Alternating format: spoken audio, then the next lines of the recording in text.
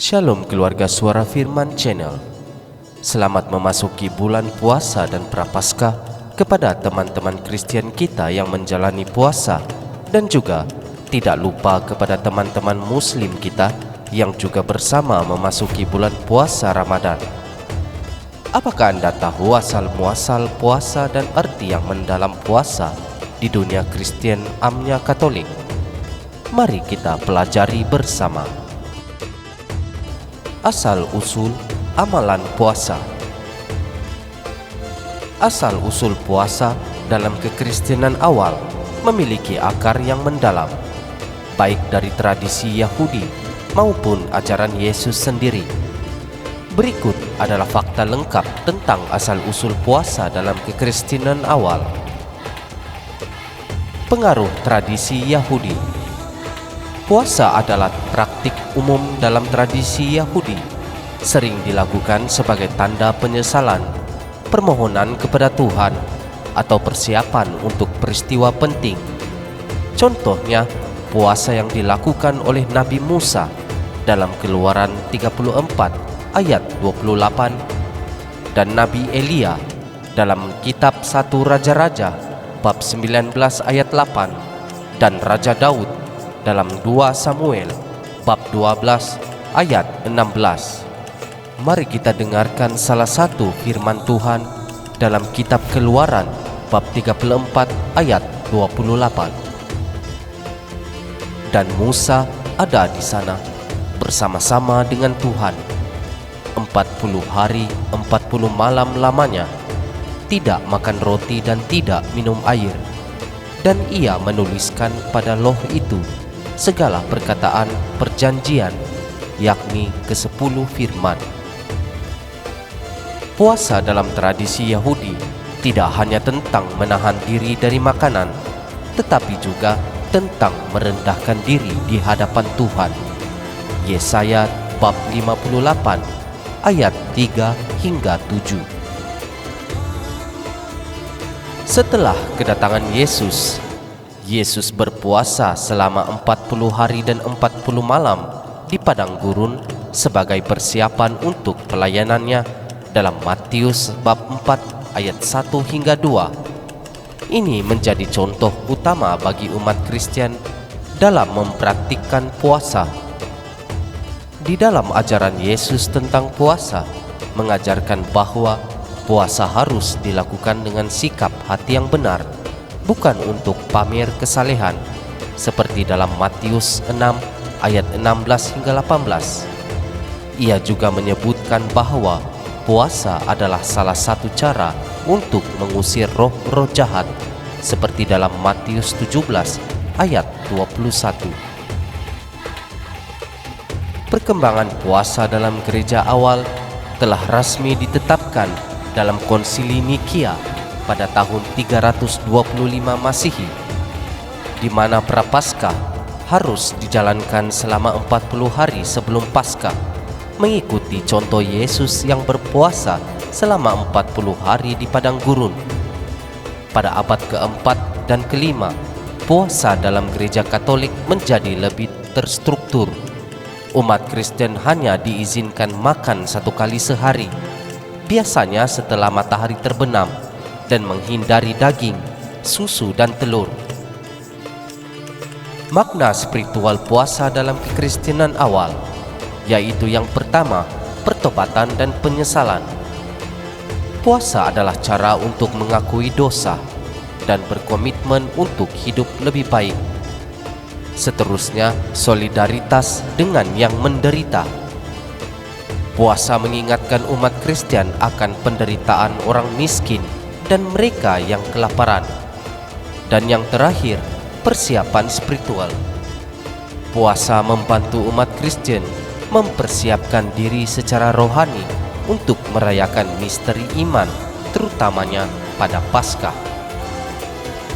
Perbedaan regional dalam praktik puasa, variasi dalam gereja timur dan barat, seperti gereja timur Ortodoks dan gereja barat Katolik, memiliki praktik puasa yang sedikit berbeza. Misalnya, gereja Ortodoks memiliki lebih banyak hari puasa dan aturan yang lebih ketat. Puasa dalam kekristenan awal berasal dari tradisi Yahudi dan diajarkan oleh Yesus sebagai bentuk penyesalan, pertobatan, dan persiapan spiritual. Praktik ini berkembang dalam gereja perdana sebagai bagian integral dari kehidupan iman, terutamanya dalam persiapan untuk Paskah dan persiapan penting lainnya. Puasa tidak hanya tentang menahan diri dari makanan, tetapi juga tentang memperdalam hubungan dengan Tuhan dan hidup sesuai dengan ajaran Kristus. Puasa dalam gereja Katolik, aturan, waktu, dan maknanya. Definisi puasa dalam gereja Katolik adalah bentuk penahanan diri, terutama dari pemakanan, sebagai bentuk pertobatan, pengorbanan, dan persiapan spiritual. Puasa juga sering disertai dengan doa dan amal sebagai bagian integral dari kehidupan iman. Aturan puasa dalam gereja Katolik diatur oleh kitab hukum kanonik seperti dalam Kanonik 1249 dan 1253 dan tradisi gerejawi. Berikut adalah aturan utamanya. Umat Katolik yang berusia 18 hingga 59 tahun diwajibkan untuk berpuasa. Anak-anak, orang lanjut usia, dan mereka yang memiliki kondisi kesehatan tertentu dibebaskan dari kewajiban ini. Pada hari puasa, umat Katolik diharapkan makan 1 kali makan utama yang cukup, 2 kali makan kecil, sarapan dan makan malam yang tidak boleh sama banyaknya dengan makan utama, menghindari camilan di antara waktu makan. Selain puasa, umat Katolik juga diwajibkan untuk tidak makan daging pada hari Jumat, terutama selama masa Prapaskah. Ini adalah bentuk pengorbanan dan penyesalan dan menghormati tubuh Yesus yang wafat pada hari Jumat Agung. Dalam gereja Katolik ada 2 hari puasa wajib, yaitu pada hari Rabu Abu. Hari ini menandai dimulainya masa Prapaskah. Umat Katolik berpuasa sebagai bentuk pertobatan dan persiapan spiritual. Dan seterusnya pada Jumat Agung. Hari ini memperingati wafatnya Yesus Kristus. Puasa dilakukan sebagai bentuk penyesalan dan penghormatan atas pengorbanannya. Perbezaan antara puasa dan pantang dalam gereja Katolik. Puasa berfokus pada pembatasan jumlah makanan. Sebagai contoh, hanya 1 kali makan utama dan 2 makan kecil. Dan erti pantang ialah berfokus pada menghindari sesuatu yang disukai, seperti daging, rokok, atau media sosial.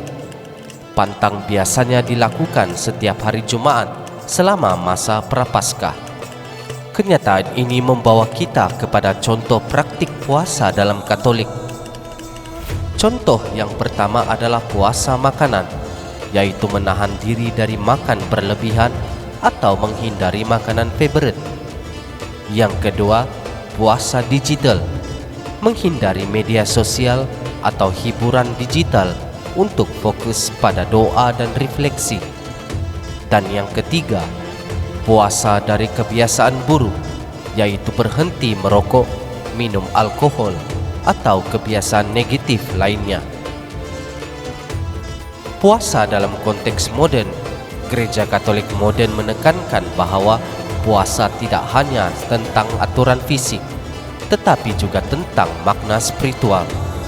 Umat Katolik diajak untuk menjalankan puasa dengan hati yang tulus dan fokus pada pertumbuhan iman. Kesimpulan, puasa dalam gereja Katolik adalah praktik spiritual yang kaya akan makna dan tujuan. Ini adalah cara untuk meneladani Yesus, memperdalam hubungan dengan Tuhan, dan mengembangkan empati terhadap sesama. Dengan menjalankan puasa, umat Katolik tidak hanya menahan diri dari makanan, tetapi juga berusaha hidup lebih baik sesuai dengan ajaran Yesus Kristus Tuhan kita. Amin.